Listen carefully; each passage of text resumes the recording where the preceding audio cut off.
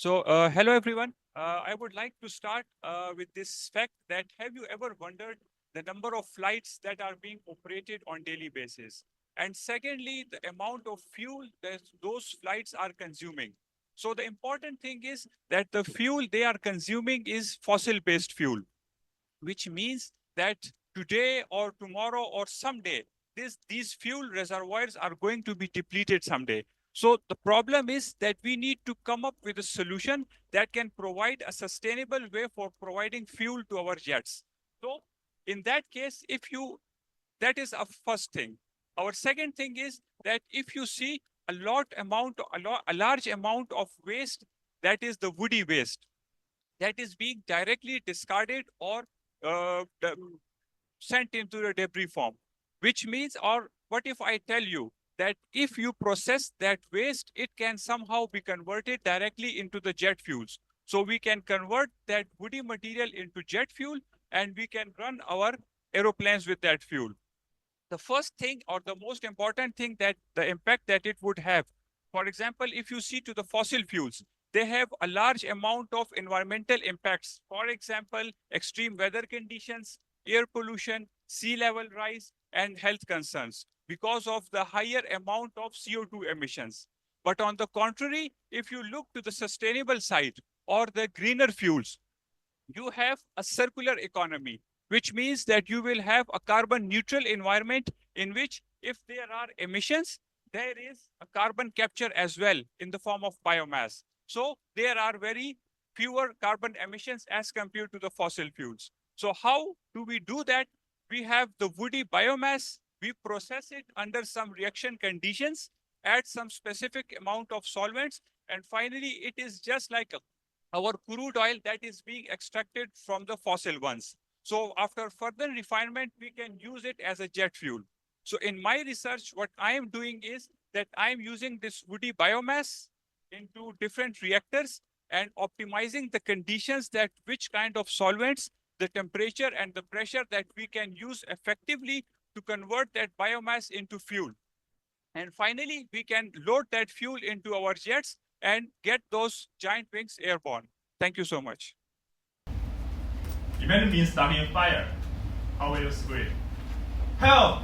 马达的，save me！救命啊！有冇人啊 ？No matter what we scream, we would desperately want the firefighters to rush to us and get us out right away like superheroes.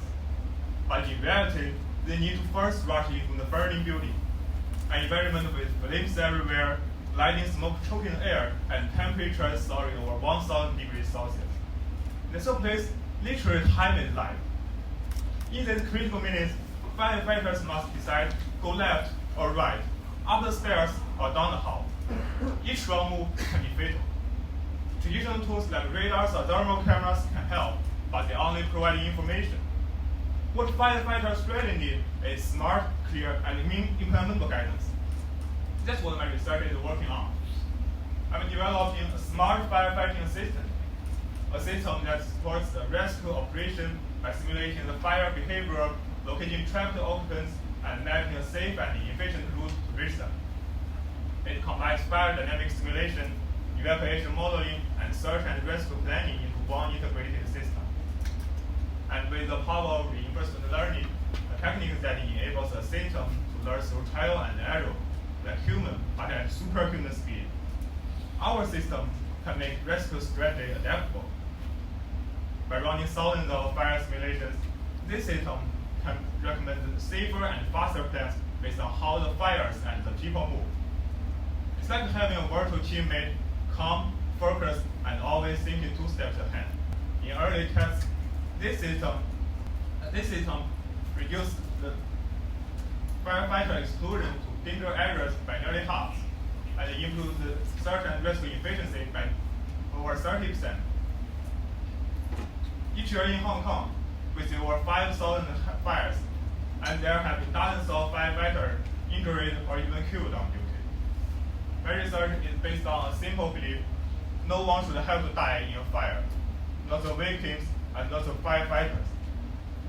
We can't stop fires from happening, but we can help firefighters make better decisions, save more lives, and compound safe family. Let's give our hearers 20 Thank you. Good morning, everyone. How did you get to campus today? By walk, by bus, by MTR, by car?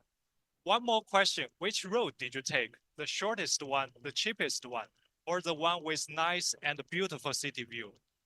These travel questions are quite simple in our daily life. For an individual traveler, I know my preference, so I pick what works best for me. But what will happen if we consider more travelers? For example, assume that everyone in this room will attend a meeting at Hong Kong U. By driving, there are two routes. The first one utilizes the Western Cross Harbor Terminal, which is faster but also more expensive. It takes 75 Hong Kong dollars. The second one utilizes the Hong Kong Cross Harbor Terminal, which is slower but only costs 20 Hong Kong dollars. Probably the professors sit here will choose the first one because time is money. This is faster. For me, a low-income PhD student, I will choose the cheaper one.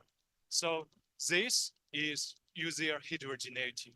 We make different travel decisions based on our own income, personality, or travel purpose. So now consider the whole Hong Kong.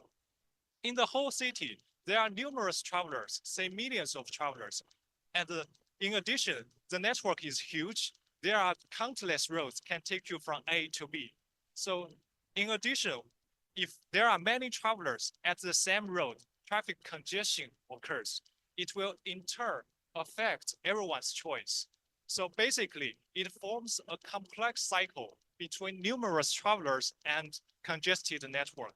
My PhD study is trying to utilize mathematical models to describe this complex cycle.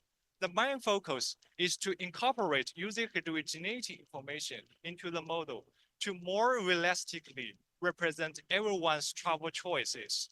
In addition, solving the problem is also a big issue. So my research will develop efficient computation tools to forecast the traffic flow in the whole city network in a short time, say minutes or even seconds.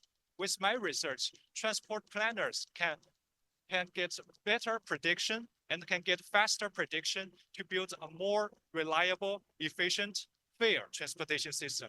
Thank you.